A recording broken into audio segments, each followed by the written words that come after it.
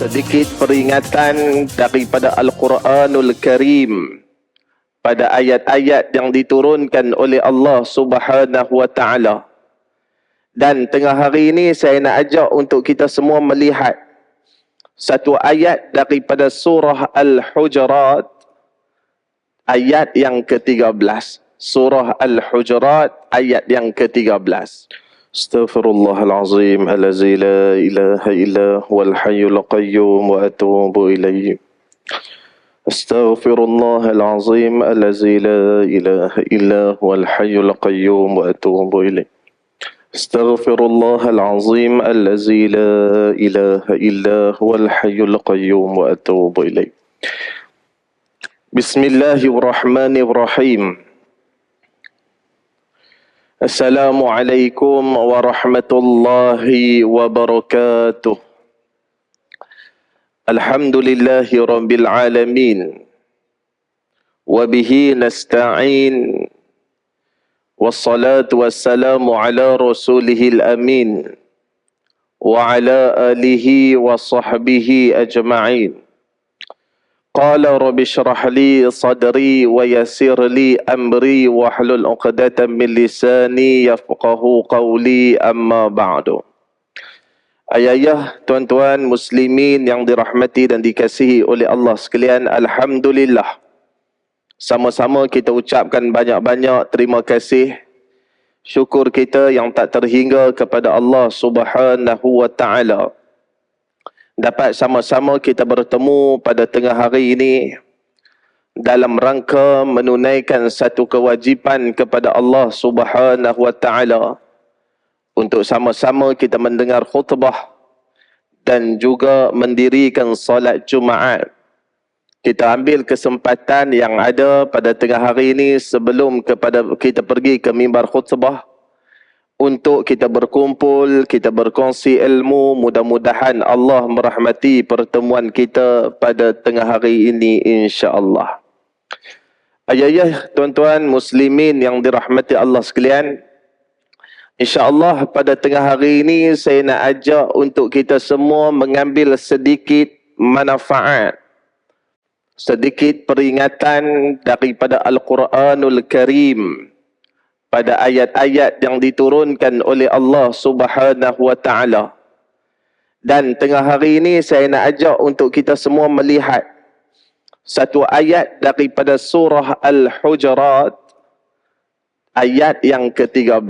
Surah Al-Hujurat, ayat yang ke-13. Dalam surah Al-Hujurat, ayat yang ke-13, Allah Subhanahu wa Ta'ala menyebutkan di dalam firman-Nya, A'udzu billahi minasyaitonir rajim. Bismillahirrahmanirrahim. Ya ayyuhan nasu inna khalaqnakum min dzakarin wa untha wa ja'alnakum syu'uban wa qabail lita'arafu inna akramakum 'indallahi atqakum innallaha 'alimun khabir. Di dalam surah Al-Hujurat, Allah Subhanahu wa Ta'ala menyebutkan, wahai manusia, sesungguhnya kami telah menciptakan kamu daripada seorang lelaki, yakni Adam alaihi salam. Dan kami jadikan daripada Adam itu seorang wanita, iaitu Hawa. Kemudian kami jadikan daripada pasangan itu, iaitu permulaan penciptaan Adam dan juga Hawa. Daripada dua orang itu kami jadikan kamu syu'uban wa qabail lita'arafu. Banyaknya bangsa-bangsa, banyaknya puak-puak, banyaknya suku-suku. Lita'arafu, untuk kamu saling kenal mengenal. Dan kata Allah, inna akramakum 'indallahi atqakum.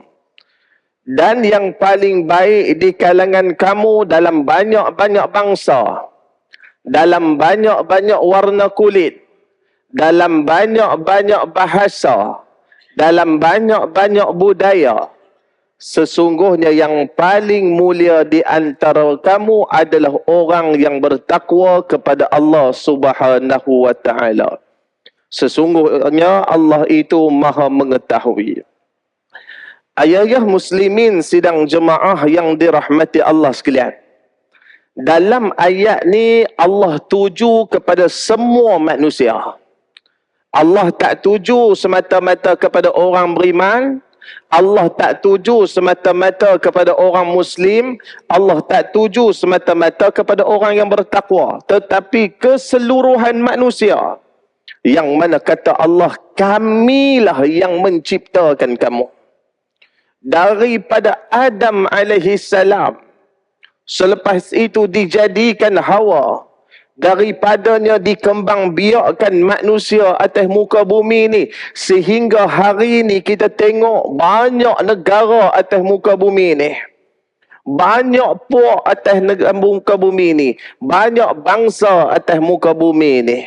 Banyak bahasa atas muka bumi ni. Tak lain tak bukan untuk kamu saling kenal mengenal. Ayah-ayah muslimin yang dirahmati Allah sekalian, ini adalah bentuk kekuasaan Allah Subhanahu wa taala. Inilah seni penciptaan Allah. Kita ni dirahmati Allah sekalian ni, kita ambil yang dekat Malaysia kita ni cukup Bapak Ibu sekalian. Ambil yang kat Malaysia ni ya. Ni dalam-dalam kita yang ada ratus orang, mungkin sekali jadi 1000 orang. Ayah-ayah muslimin yang dirahmati Allah sekalian. Walaupun contoh kita ni memang bangsa Melayu. Kita ni bercakap dengan satu bahasa. Tetapi tengok muka seorang-seorang. Muka semua lain-lain. Kalau kadang-kadang kita tengok muka macam nak sama pun, hidung pula mai kat lain. Yang ni dia mancung sikit, yang ni kurang mancung. Mai dekat kawan ni, pakat-pakat segak, dua-dua segak. Tapi ada kelebihan tang ni, yang ni kelebihan tang ni. Yang ni dia punya dai luah sikit, yang ni dai dia tak berapa nak luah. Tengok macam mana Allah menjadikan manusia ni dengan seni penciptaan Allah Subhanahu wa taala. Bayangkan kalau kita duduk ni semua muka sama. Boring kita tengok. Sebab itu Allah menjadikan manusia ni syu'uban wa qabail untuk kita saling kenal mengenali. Dan disitulah kata Allah Subhanahu wa taala kita akan melihat bukti kekuasaan Allah Azza wa Jalla. Ayah-ayah muslimin yang dirahmati Allah sekalian. Dan Allah menjadikan kepada kita berbagai bangsa, berbagai budaya. Kita tengok kalau dekat Malaysia kita sendiri pun bangsa kita berbeza. Bahasa kita berbeza. Hatta orang Melayu, kalau kita tengok di contoh di pendalaman, kita tengok bahasa dia. Jangan nak kata orang lain, saya yang duduk di Kedah pun dia cakap pun tak nak faham kadang-kadang. Kita pergi dekat Kelantan pun kita tak berapa nak boleh faham. Kita pergi ke Terengganu pun kita kurang faham. Kita pergi pula dekat Sabah, Sarawak kadang-kadang kepada suku-suku yang lain, kita pun tak berapa nak faham. Ayat rahmat Allah sekalian. Tu baru dekat Malaysia. Tapi Allah Subhanahu wa taala kata apa? Lita'arafu, untuk kamu saling kenal mengenal. Ini adalah bukti kesenian penciptaan Allah Subhanahu wa taala. Dalam satu khutbah Nabi sallallahu alaihi wasallam yang mana dikatakan Nabi sebut pada Haji Wada. Kata Nabi, wahai umat manusia, ketahuilah bahawa Tuhan kamu adalah satu. Bapa kamu adalah satu, iaitu Adam alaihi salam. Dan tiada kelebihan orang Arab ke atas orang A'jam. Dan tidak ada kelebihan orang A'jam kepada orang Arab. Atau orang kulit hitam kepada orang kulit merah. Ataupun sebaliknya. Melainkan hiasan ataupun nilaian takwa di sisi Allah Subhanahu wa ta'ala. Ayah muslimin yang dirahmati Allah sekalian. Bukan sekadar manusia itu Allah cipta dengan berbeza. Begitu juga makanan atas muka bumi ni. Ni kita tengok buah yang dirahmati Allah sekalian. Buah atas muka bumi ni tak larat nak bilang macam-macam jenis buah dah. Macam-macam jenis buah. Sebab itu Allah kata di dalam Al-Quran, dia menumbuhkan bagi kamu dengan hujan yang rahmat daripada Allah. Allah turunkan atas muka bumi ini. Allah hasilkan daripada tumbuh-tumbuhan itu zaitun. Allah hasilkan kurma, anggur dan lain-lain lagi. Hari ini kita tengok buah atas muka ni banyak. Kat Malaysia dengan rambutan, dengan langsat, dengan duku, dengan durian. Durian pula banyak jenis pula. Durian duri hitam, musang king, macam-macam jenis durian pula yang ada. Bayangkan kalau atas muka bumi ni ada satu buah ya. Tak ke boring kita asyik duk makan buah oring ya. Sebab itu Allah ciptakan dengan pelbagai jenis buah-buahan atas muka bumi ni. Kita makan buah apple, rasa boring ah. Lama tak makan langsat, esok beli langsat pula. Boring ah makan langsat dia, esok kita makan rambutan pula. Itulah kesenian penciptaan Allah Subhanahu wa taala.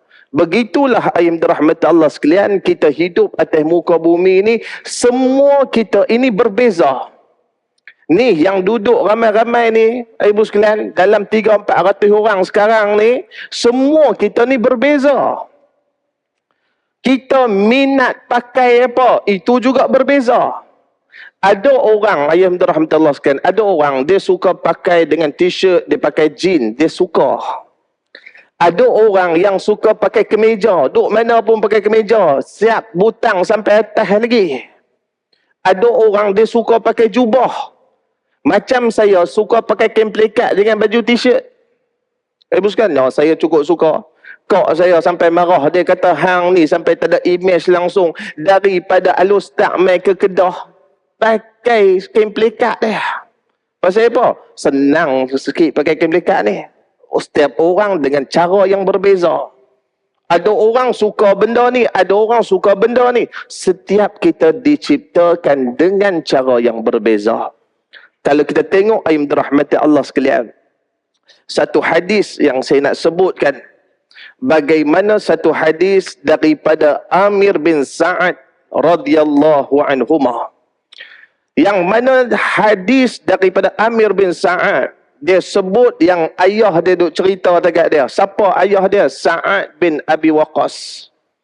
Ayam dirahmati Allah sekalian, sebelum kita pergi kat hadis ni, kita nak ambil sedikit manfaat dengan cerita Sa'ad bin Abi Waqqas. Siapa Sa'ad bin Abi Waqqas? Kalau tak kenal, rugi kita.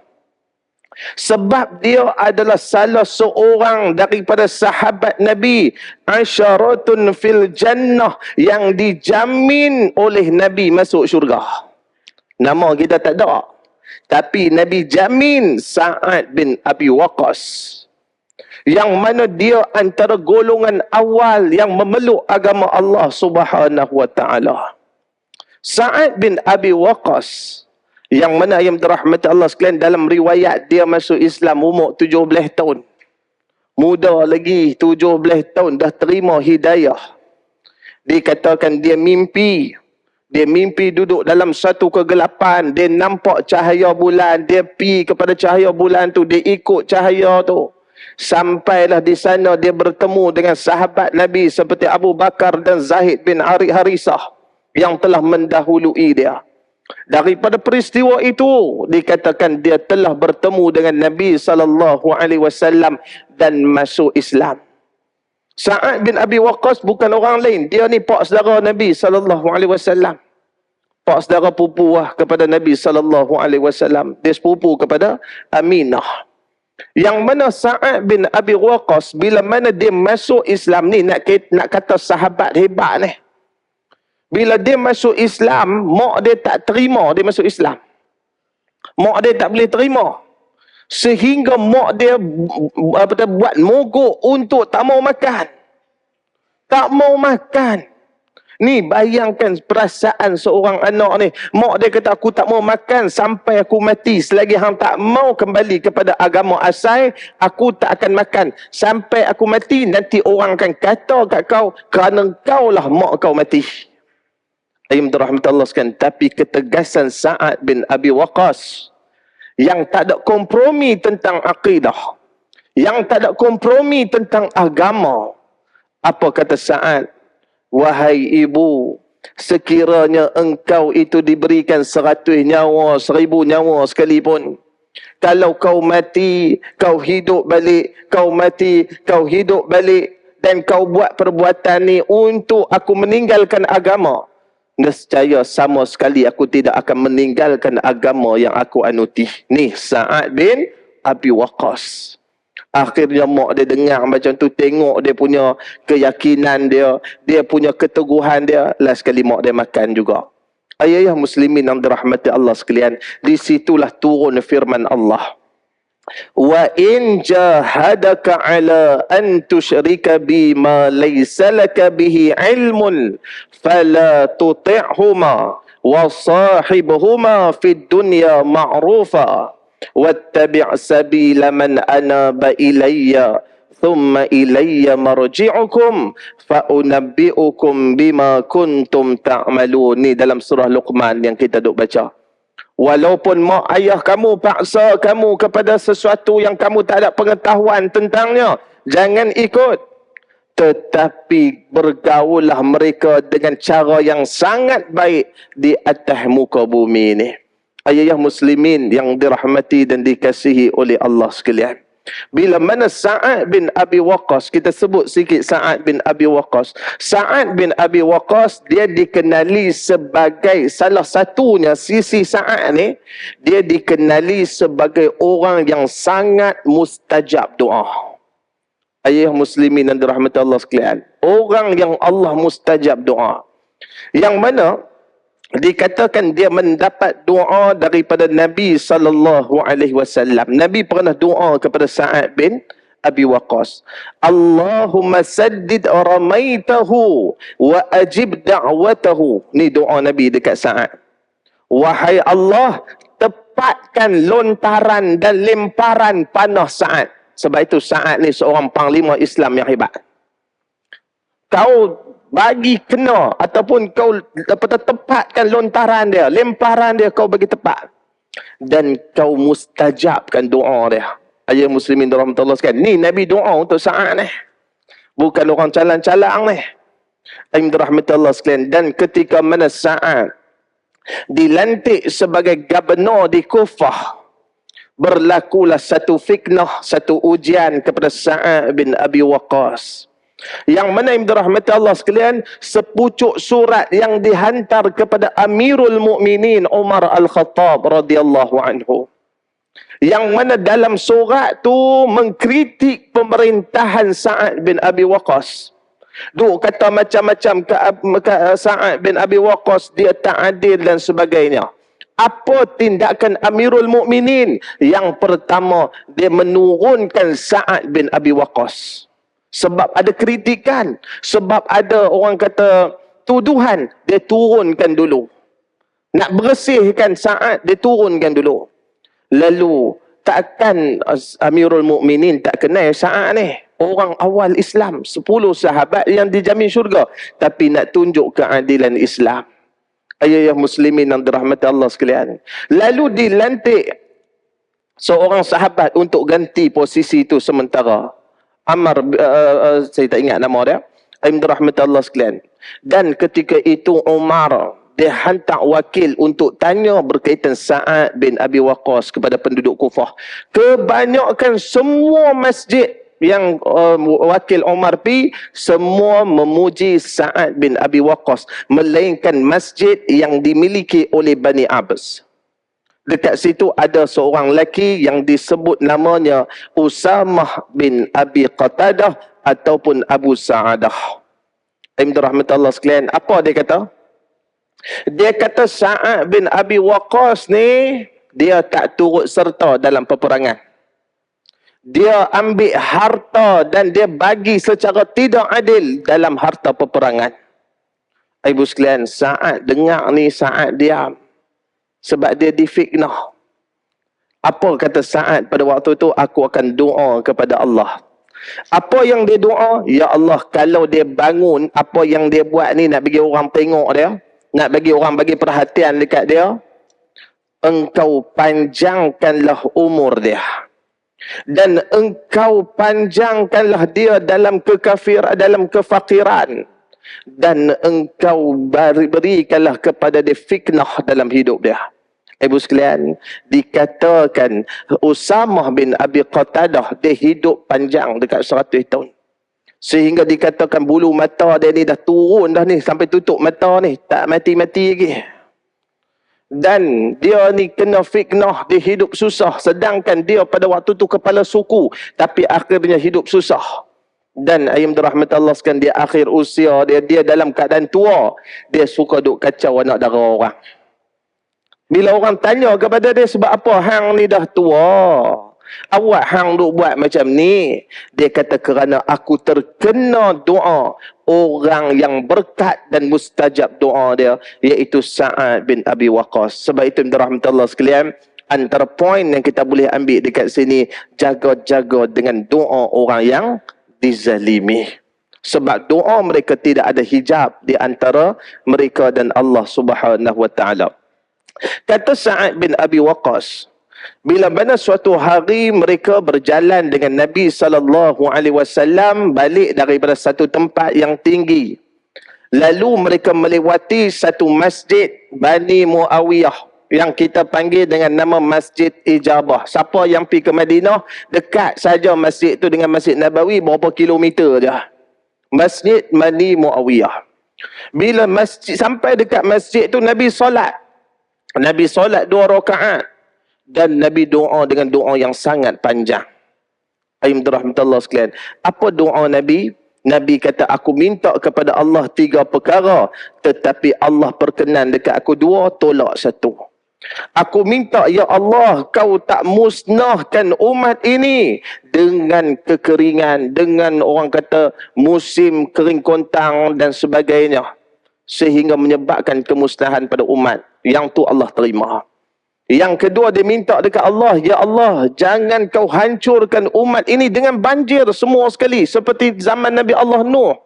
Allah terima. Sebab itu kita ni tak kena bala ni, antaranya berkat doa Nabi SAW, tak musnahkan kita sekaligus. Yang ketiga, dia minta dekat Allah, ya Allah, jangan pecah belahkan umat ini. Doa itu ditolak oleh Allah Subhanahu wa taala. Sebab itu ayah muslimin yang dirahmati Allah sekalian, bila kita sebut tentang manusia, kita akan sentiasa berbeza. Kita tidak boleh bersama. Kita tidak mungkin boleh bersatu. Kerana kita memang ditakdirkan oleh Allah dalam penciptaan sebagai manusia, kita saling berbeza. Sebab itu kalau kita tengok apa yang disebut oleh Allah Subhanahu wa taala di dalam Al-Quranul Karim, dan kalaulah Tuhanmu wahai Muhammad, dia mengkehendaki, tentulah dia menjadikan manusia ini semuanya menurut agama yang satu. Tetapi Allah tidak berbuat demikian, kerana itulah mereka akan saling berselisih. Ayah muslimin yang dirahmati Allah sekalian, perbezaan perlu dipandang dari sudut konteks rahmat, satu kebaikan. Sebab itu kita tengok para ulama juga berbeza. Begitu juga kita tengok dari sudut hukum ada yang berbeza. Sebab manusia ini cara fahamnya berbeza. Cara dia memahami sesuatu perkara itu berbeza. Sebab itu kita kena saling bertoleransi di dalam bab perbezaan di antara makhluk. Dan kata Allah Subhanahu wa taala, wala yazaluna mukhtalifin illa man rahima rabbuk. Kata Allah, mereka terus menerus dalam berselisih, kecuali orang yang mendapat rahmat daripada Allah Subhanahu wa taala. Ayat muslimin dirahmati Allah sekalian, uruskan perbezaan. Uruskan perselisihan kita dengan rahmat, kasih sayang daripada Allah Subhanahu wa ta'ala. Inilah yang nak menyatukan kita. Ayah muslimin yang dirahmati Allah sekalian. Dalam Al-Quran Allah sebut, maka dengan sebab rahmat yang melimpah-limpah daripada Allah kepada engkau wahai Muhammad, Engkau telah bersikap lemah lembut kepada mereka, yakni sahabat-sahabat dan pengikutmu. Dan kalaulah engkau bersikap keras, lagi keras hati, kasar lagi keras hati, tentulah mereka lari daripadamu. Oleh itu maafkanlah mereka, pohonlah ampun bagi mereka, dan juga bermesyuaratlah mereka dalam hal-hal yang berkaitan. Ayah muslimin yang dirahmati Allah sekalian, hari ini kalau kita tengok ayah dirahmati Allah sekalian, perbezaan itu berlaku.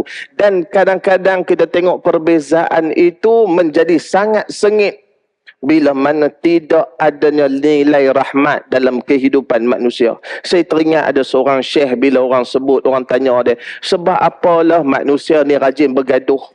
Sama-sama Islam bergaduh, sama-sama Islam mengkafirkan, sama-sama Islam menerakakan. Sebab apa jadi macam ni? Saya ingat jawapan syekh ni. Dia kata kerana tidak ada nilai kasih sayang dalam kehidupan manusia. Sebab itu ayah muslimin yang dirahmati Allah sekalian, bergaduhlah macam mana sekalipun, tapi kita nak hukum saudara kita dengan satu hukuman, pandanglah dengan nilai kasih sayang. Pandanglah dengan nilai rahmat daripada Allah Subhanahu wa taala. Saya nak ambil contoh rahmat Allah sekalian, tambah-tambah kita dalam suasana PRN ni. Saya tak mau nak kongsi bab politik, bab parti dalam masjid. Saya bukan orang macam tu. Tapi saya nak kongsi bab agama untuk kita sama-sama ambil manfaat. Ibu sekalian, kita duduk dalam bulan hijrah. Dalam bulan hijrah ni, kita mengambil manfaat, kita mengambil peringatan daripada hijrah Nabi SAW. Hijrah Nabi ni sukar. Nabi keluar daripada rumah dengan mengatur strategi untuk sampai ke Madinah. Ali radhiyallahu anhu diletakkan di tempat tidur Nabi untuk mengelabui mata Quraisy. Sehingga Ali dia berhadapan dengan nyawa dia mungkin terancam waktu tu.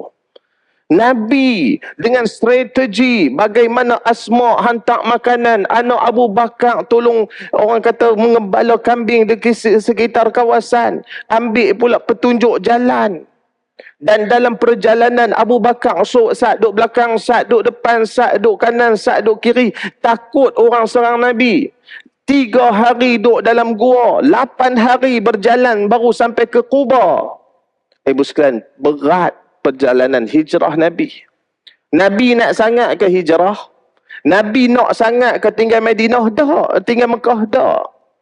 Nabi naik atas bukit, Nabi pandang ke Mekah. Nabi kata, wallahi ni bumi yang Allah sangat suka.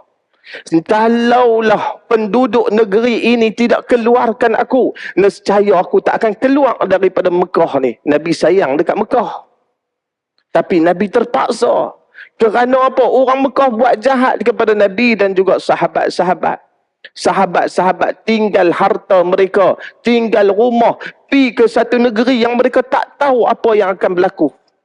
Ayah muslimin yang dirahmati Allah sekalian, orang Quraisy ambil harta orang Islam pi bawa berdagang. Sebab itu berlakunya peperangan Badar Al-Kubra. Ayah dirahmati Allah sekalian, berat hijrah Nabi SAW. Sebab apa yang Nabi berhijrah? Sebab apa yang Nabi susah payah untuk menegakkan agama ataupun membangunkan Madinah sebagai pusat pemerintahan Islam? Kerana Nabi ada misi. Nabi ada tujuan. Nabi ada matlamat untuk menyempurnakan misi kedatangan Nabi. Apa misi kedatangan Nabi? Innama bu'ithtu liutammima makarimal akhlak. Antaranya, aku diutus untuk menyempurnakan akhlak manusia. Ibu sekalian, sebab itu Nabi sampai di Madinah, antara ungkapan Nabi, ifsya'us salam. Kita hidup dalam keselamatan. Kita kena hidup dalam kedamaian, kena hidup dalam kesejahteraan. Ayah dirahmati Allah sekalian, saya duk tengok kempen-kempen ni, ibu sekalian.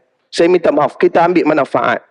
Yang mana yang dirahmati Allah sekalian, kadang-kadang kita tengok ada perkara-perkara aib yang suka dilontarkan dan suka dibuat secara umum. Ini bahaya bila mana kempen melibatkan aib. Tidak ada hujah yang membenarkan. Nabi sallallahu sebut wala talmizu anfusakum wala tanabazu bil alqab. Ni kena dengar ni. Orang-orang yang duk berkempen, tolong jangan buka aib. Jangan kamu buat orang kata satu kata-kata ataupun gelaran buruk kepada manusia. Ini Quran bagi amaran kepada orang beriman. Yang mana kata Allah Subhanahu wa ta'ala, orang yang mendedahkan aib manusia, orang yang suka bagi gelaran yang buruk, orang yang suka buat tuduhan melampau, kata Allah mereka itu adalah orang yang fasik. Dan orang yang fasik, bila mana orang beriman, bila mana gelaran fasik ditampalkan atas tubuh batang dia, atas tubuh badan dia, maka kata Allah itu adalah seburuk-buruk gelaran untuk dia. Sebab itu ayah muslimin yang dirahmati Allah sekalian, kembalilah kepada bagaimana kita mengingati peristiwa hijrah Nabi SAW. Hiduplah dalam keadaan syu'uban wa qabail li ta'arufu inna akramakum indallahi atqakum. Manusia ini berbeza, cara pandangnya berbeza, cara fikirnya berbeza. Sebab itu hormatilah perbezaan. Janganlah perbezaan kita menghancurkan masa depan kita di hari akhirat. Kadang-kadang kita berbeza ni, dirahmati Allah sekalian, sehingga ungkapan-ungkapan kita rasa tak ada apa, biasa je. Nabi SAW bagi ancaman. Ada orang duk anggap dia duk cakap tu benda remeh, benda biasa, sehingga dia terlupa. Akhirnya dia dimasukkan ke dalam jurang neraka Allah yang kedalamannya 70 tahun perjalanan. Ayah muslimin yang dirahmati Allah sekalian, kita sekarang berada di zaman fitnah. Perselisihan, perbezaan itu berlaku. Kata Nabi SAW, kembalilah kepada as-sunnah, kembalilah kepada Al-Quran. Ibu sekalian, bila mana kita berbeza atas fahaman Al-Quran, atas fahaman sunnah, kita tidak akan melabel orang dengan labelan yang teruk. Kita tidak akan mengkritik orang sehingga membuka aib. Tidak. Kerana apa? Ada nilai rahmat dalam diri kita. Ada nilai kasih sayang dalam diri kita. Mungkin jadi kita salah, mungkin jadi mereka salah. Sebab itu dirahmati Allah sekalian, bergeraklah atas perbezaan ini. Mudah-mudahan Allah merahmati dan meredai apa yang kita buat. Nabi sebut dalam hadis, al-ibadatu fil harji ka hijrati ilayya. Beribadah di zaman fitnah. Waktu sekarang ni dengan teknologi, dengan orang kata TikTok dan sebagainya, orang duk bawa cerita, orang duk suka katakan orang suka mengumpat orang suka buat aib, buka aib orang. Dia ambil satu jalan tengah untuk tak mau masuk campur bab tu. Dia ambil satu jalan untuk tak mau masuk dalam kategori tu. Kata Nabi, ka hijrati ilayya, seperti mana dia berhijrah kepada aku. Mudah-mudahan ayat dirahmati Allah sekalian, ada manfaat yang kita boleh ambil daripada cerita ini, daripada surah Al-Hujurat ayat 13. Mudah-mudahan ada manfaat kepada saya, kepada kita semua. Teruskan berbeza di atas rahmat Allah Subhanahu wa ta'ala. Yang baik itu daripada Allah, yang lemah dan kurang saya mohon maaf banyak-banyak. Assalamualaikum warahmatullahi wabarakatuh.